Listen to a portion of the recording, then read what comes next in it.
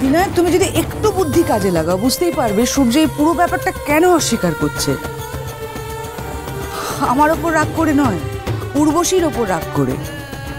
আর এই যে আমার সাথে যোগাযোগ করতে চায় না, আমার সম্পর্কে কিছুই বলছে না, আমি দায়িত্ব নিয়ে বলতে পারি আমি উর্বশীর দিদি, তাই এই সম্পর্কটাই ও মানতে চাইছে না। উর্বশী জোর করে ওর গায়ে পড়ে একটা সম্পর্ক তৈরি করতে চেয়েছিল। ও সূর্যকে পায়নি, ও শিকার হাতছাড়া হয়ে গিয়েছিল। এটা না মানতে পেরে ও সমাজে একটা বানানো গল্প ছড়িয়েছে।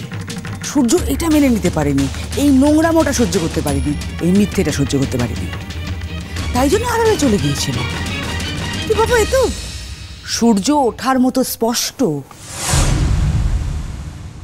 সৃষ্টি যা বলছে তা কি হতে পারে? যদি কাজল ওর মেয়েই হবে তাহলে ও কেন জানালো না কাজলের পরিচয় সবাইকে?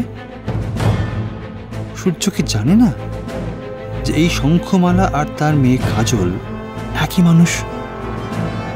বেশ, ও না হয় জানে না, কিন্তু কাজল তো জানে। সে কি বলেনি? না বললেও কেন বলেনি? কিন্তু সূর্যর কথা পড়ে তো স্পষ্টই মনে হচ্ছে অভিযোগের তীর সৃষ্টির দিকে ছুঁড়েছে সে। কোনটা সত্যি কি করে জানা যাবে? সত্যি কি কোনোদিন প্রকাশ হবে না? বিনায়ক ভাবছে আমি এই মাত্র যে গল্পটা বলেছি সেটা বিনায়ক ঝেড়ে ফেলে দিতে পারেনি মাথা থেকে, মাথা ঘামাতে হচ্ছে। আর আমি জানি আর একটু জোর দিয়ে বারবার বললে এই গল্পটাই সত্যি করে দিতে পারবো। তবে হ্যাঁ, শঙ্খমালা পানিগ্রাহী এই মেয়েটিকে আমি ছাড়বো না কিছুতেই। সৃষ্টি, শনিবার সূর্য পানিগ্রাহী একাডেমিতে আসছেন।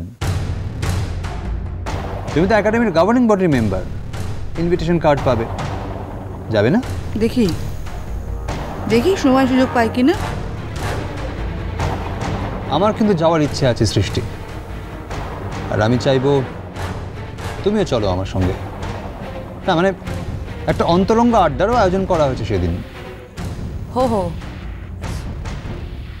কি যাবে তো? বললাম তো দেখি আমি ফ্রি থাকি কিনা জানি না তো। আমি জানি তুমি ইচ্ছে করলে নিজেকে ফ্রি রাখতে পারবে। বললাম তো বিনয়, চেষ্টা করব।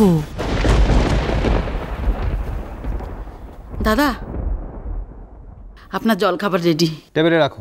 বৌদি আপনার ফ্রুট স্যালাডও রেডি। নিয়ে যাও, খাবো না আমি। সে কি এক্ষুনি যে বললে ফ্রুট স্যালাড খাবে? বলেছিলাম এখন আমার ইচ্ছে করছে না বিনয়, পরে পরে খাবো। শোনো, আমাকে একটু বেরোতে হবে, জরুরি কাজ আছে, মনে ছিল না। রেডি হয়নি?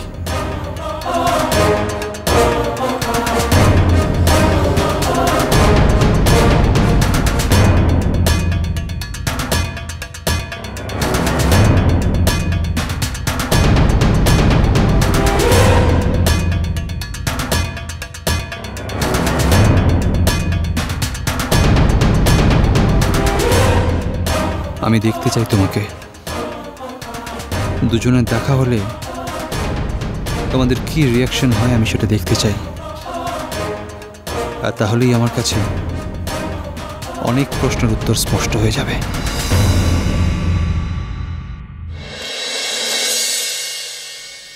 এই এই তোমরা কেউ খবরের কাগজ পড়েছো? হ্যাঁ, আরে আজ তো দারুণ খবর বেরিয়েছে গো। কি খবর বেরিয়েছে রে শুভ? ওই যে শোনা জেঠি, আমরা সে যে কাজলের সঙ্গে যাকে দেখেছিলাম না, মানে কাজল যে সূর্য পানিগ্রাহীর আশ্রয়ে বলছো বাবা, কাগজে বেরিয়েছে? তাহলে নিশ্চয় এটাও বেরিয়েছে যে কাজলই হচ্ছে সূর্য পানিগ্রাহীর মেয়ে। তোমরা সবাই পেপারটা পড়লে, আমাকে কিচ্ছু কিচ্ছু বললে। ওইখানেই তো মজা শোনা জেঠি, ওই কথা ধারে কাজ দিয়েও হাঁটেনি। সূর্য পানিগ্রাহীর মেয়েই যদি হবে তাহলে লোকটা একটা লাইন লিখতো না? তাই তো আমিও তাই ভাবছি।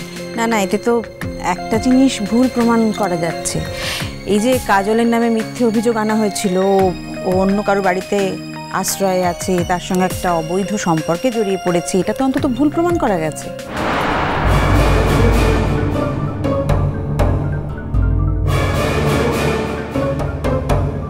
তার মানে ওই বাড়িতে যে বয়স্ক মানুষটাকে দেখেছিলাম উনি সূর্য পানিগ্রাহী।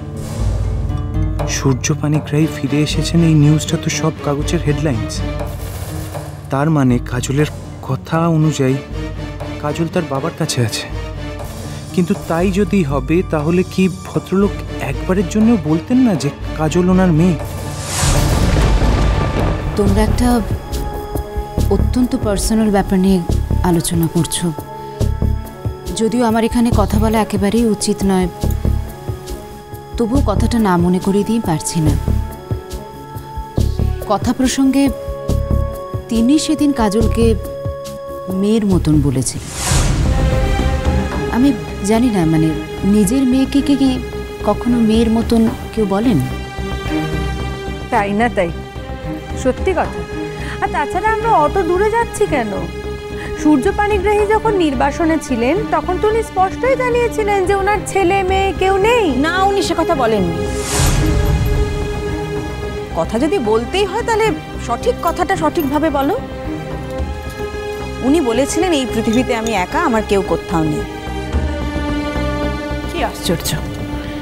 এই দুটো কথার মধ্যে পার্থক্যটা কি সেটাই তো যথেষ্ট পার্থক্য আছে মেজো। দেখো, অনেক সময় অভিমানবশত এমন কথা বলতেই পারে, কিন্তু আমি শুধু একটা কথাই ভাবছি, খুঁজে খুঁজে মেয়েটা ওই লোকটার কাছেই বা গেল কেন? আরে ওরকম ধরিবাজ মেয়ের পক্ষে তো কিচ্ছু অসাধ্য নয়। আমার তেমন ভয় করছে যে ওই মেয়ে সূর্য পানিগ্রাহীর মতন একজন মানুষকে ফাঁসিয়ে না ছাড়ে। কাজল যদি সূর্য পানিগ্রাহীকে বাবা বলে ফাঁসাতে চায়, সেটা চ্যালেঞ্জ করার রাইট একমাত্র যাকে সে বাবা বলছে তার। তোমাকে তো ফাঁসাচ্ছে না। ওয়াই তুমি এত ভয় পাচ্ছ কেন? ওয়াই? বাবা, তাহলে তোমার এরকম চিৎকার চেঁচামেচি করে বাড়ি মাথায় করার কি আছে? হ্যাঁ, একটা কথা যে আমি লক্ষ্য করছি যে মানে কাজল সম্পর্কে কোনো কথা হলেই তোমার খুব গায়ে লেগে যায়, কেন বলো তো? হ্যাঁ লাগে, গায়ে লাগে। হয়েছে, লাগে গায়ে। কি করবে তুমি?